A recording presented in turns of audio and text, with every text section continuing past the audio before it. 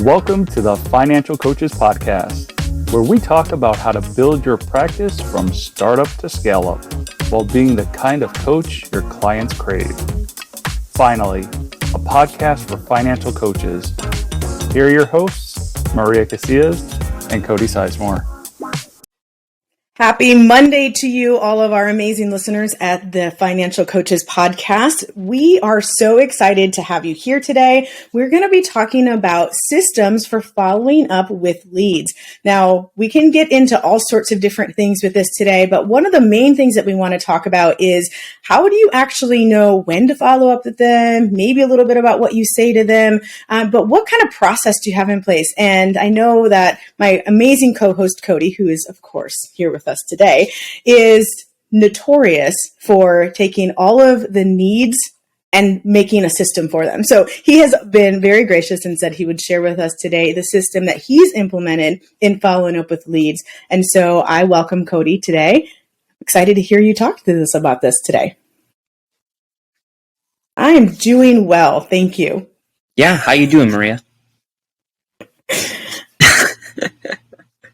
Good. Yeah, I wanted to talk about this topic because I'm in a group coaching program myself with like a handful of other coaches in different spaces.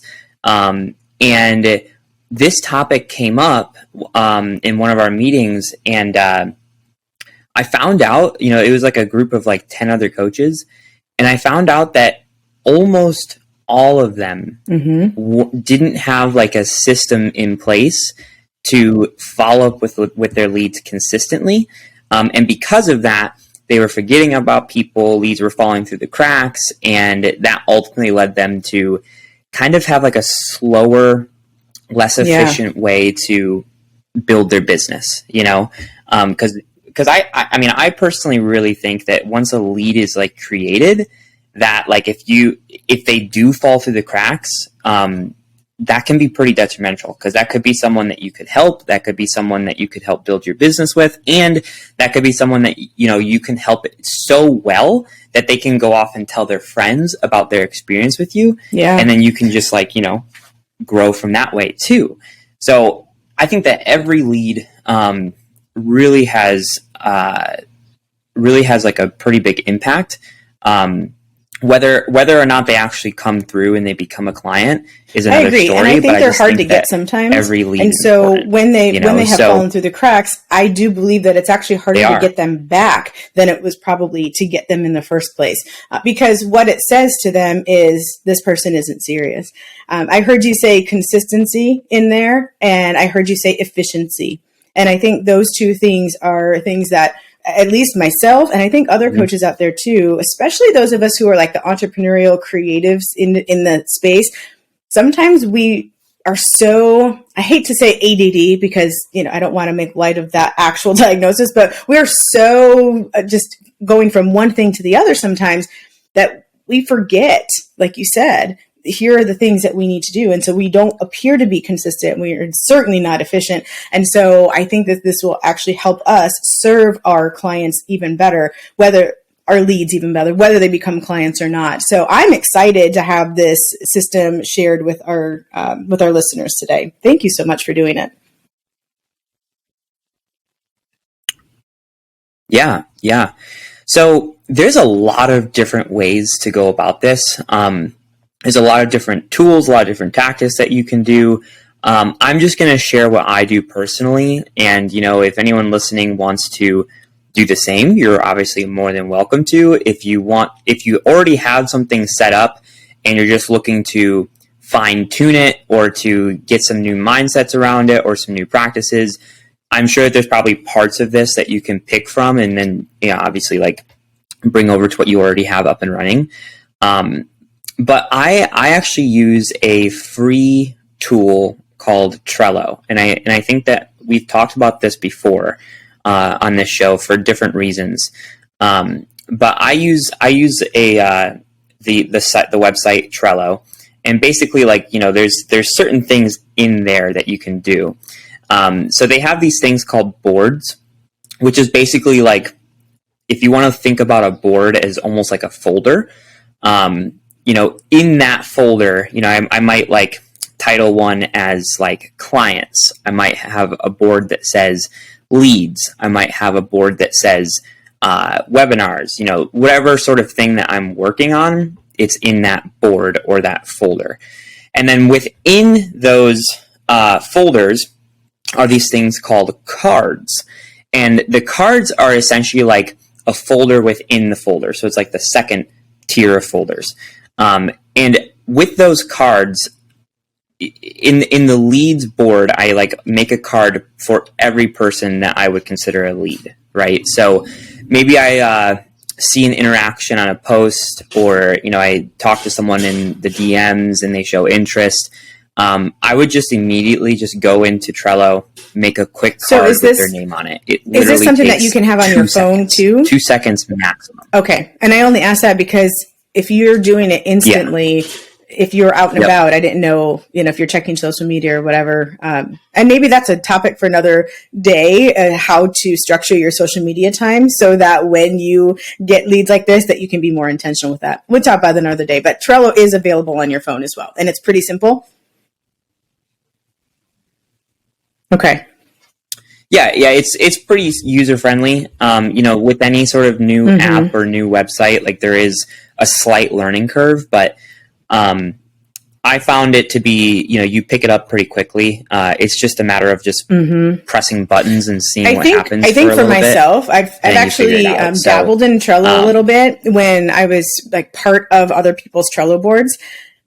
And I think the issue for me was being able to identify and almost map out my ultimate picture, what I wanted it to look like. So I do agree that it's pretty user-friendly, like once you know what it is that you want it to do. And I'm hoping that people who are listening today are able to take what you're saying and be able to kind of dream up what their overall picture should look like. So then they know how to set it up. So does that make sense? Yeah, and so I love what you're doing here by telling us what the main board is and then what the different cards are underneath. I'll stop interrupting. Yeah. No sweat. It's all good stuff. So with those boards and cards, if you don't organize them, it can get pretty confusing and pretty messy because it's just all in one place, right? So they also have these things called lists within the board. So for example, I have a list of like new leads. So these are people that are like just showing interest, or I just had a conversation started with them. Then I have a list called warm leads, which, this might be someone who has shown a lot of interest. Maybe we've hopped on like our initial 15-minute call, but someone who's shown a little bit more interest than just someone that we're just talking to. Then I have a hot lead, which might be someone who, I've talked to them on the 15-minute call, and then they're going into the 60-minute call to where I would actually like pitch coaching. I have another one called almost, which basically means like, hey, like maybe I had that 60-minute consultation call and they almost became a client, but there was just something hanging up for them that like they just couldn't quite pull the trigger yet. And I want to just make a separate list for those people, because I know those are like not just hot leads, but they're very hot leads and they may become a client later on. So I just want to keep in touch with them. And then I have cold leads as well, which are people who either, I've talked to through Messenger and nothing came about it. Maybe I had a 15-minute call with them and nothing came of it, that kind of thing, to where it's like, okay, like they're definitely not interested. They haven't responded, or they just flat out said no. Right. So those are my different lists that I have. Can I just say real quick that I love that you actually keep track of the cold leads? So many people would hear the no and either take it personally and just, be upset about that, and or decide that it's no forever, and they would write it off. And I love that you are so intentional with these lists that even the cold leads make it onto a list. Yeah, because what I do is probably every 4 to 6 months, I might just pop into their DMs and just be like, hey, like I made this new lead magnet. I won't tell them it's a lead magnet, but I'll say, hey, I made this new resource. It's about, helping save gas during this time. Figured you might want it. Just to keep in touch with them and to give them like periodical gifts to stay in the front of their mind, so that if they ever do change their mind, or they ever do want to say, hey, I know that we kind of talked about this before and I wasn't ready then, but now I think is the right time, that, I'm the first on their mind, and that's why I keep that list. Because I like to stay in touch with them. And I think, because I'm always, thinking in that whole stages of change arena, you could technically name these different lists similar to those different stages. And somebody who is a cold lead in your language would probably be pre-contemplative. And so that is somebody who, if you really understand change, pre-contemplation is just the stage before contemplative, right? And so that contemplative person might be someone who's now an actual lead or a warm lead. Now they're thinking about things and that kind of thing. So if you understand stages of change, you know that it's a cycle and people cycle through those different stages. So the person who writes the cold lead off as this is someone that's never going to do anything, they're going to miss out on that opportunity. What you're saying is this person may be pre-contemplative right now. I know I'm totally throwing words into your mouth, but this person may be pre-contemplative, but that doesn't mean that with the right motivator down the line, that they won't start thinking about how they want to have something change. We have all, every single one of us, you and I and the people listening today, have all been pre-contemplative about something before we ever made a change. And so you just have this intuitive recognition of that. And that's why I wanted to point it out, because I think it's so brilliant. And I'm hoping that our listeners pick up on your brilliance. Yeah. Yeah, that's right. Just because someone says no, that doesn't mean that they are a no. You bet. Just means not right now. That's all it means. So getting into those cards. So the cards in particular, this is where I would like create a card and put someone's name on it. So within this card, if you were to open up the card, it actually has a lot of things in there that you can do to really help serve you and to understand each person and where they're at in their journey through your quote unquote pipeline, or just your relationship with building your relationship over time. So in the card, there's like a description area. So in here, this is where I might like take something that they said that they are struggling with, or that they want to improve, or maybe their situation. That's where I would kind of like make a note of that. So, for example, I'm reading one right now that says like, hey, this person's really stressed out about their debt. They want a quick solution, even consider doing a HELOC or a cash out refinance. And it sounds like he has a bad relationship with money, saying that he can't do budgeting and he just doesn't function that way. That's just a note for me to to like describe this person and how they're feeling points to trigger your memory when you do follow up with them. Yep, exactly. And, I also use this description area for the 15-minute calls that we talked about I think in the last episode for the consultations, where I gather like all of their information, like their income, savings, debt, living situation, that kind of stuff. I put all of that in the description as well once I have that initial call. That way, all of their information is just like, boom, right in front of me. And I can just do a quick glance over it and just get like, my memories like re-jogged. I'm just like, okay, cool. This is this person's situation. This is how I can help them, etc. Right? So there's the description area.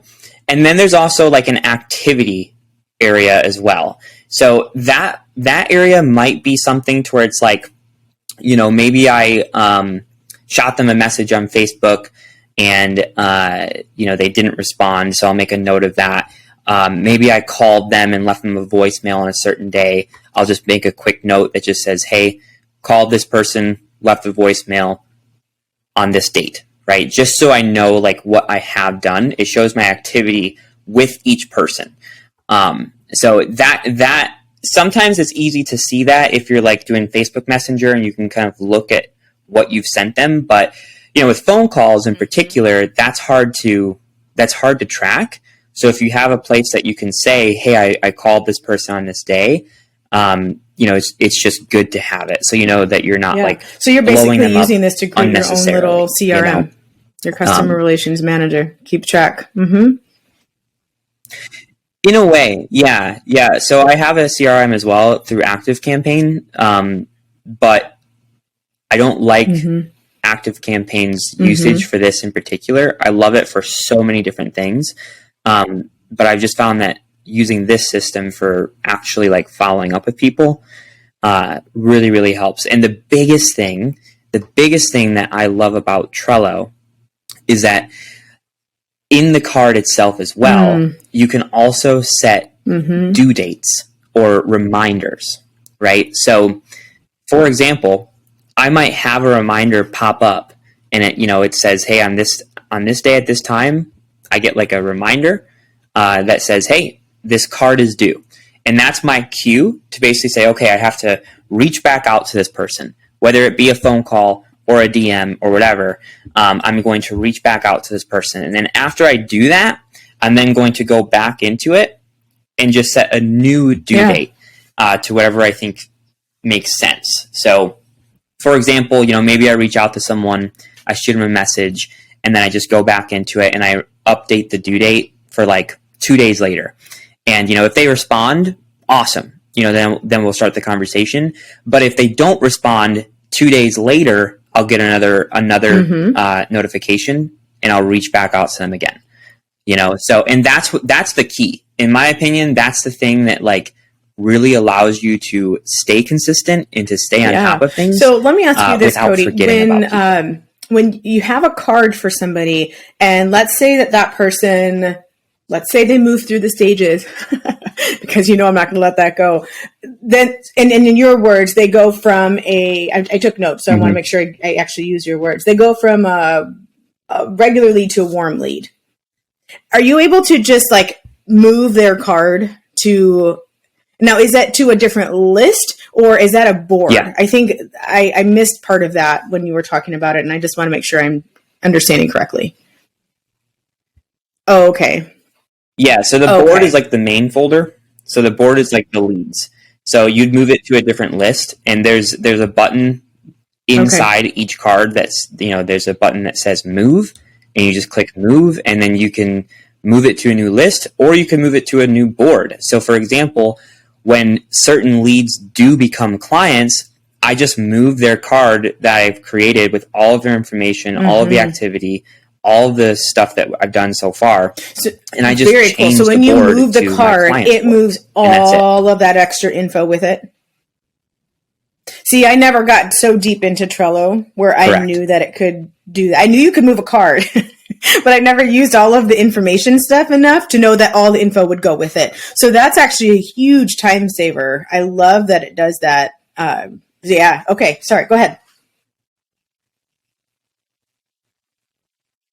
Yeah. And another cool thing too is like within those cards, you can also attach like attachments too.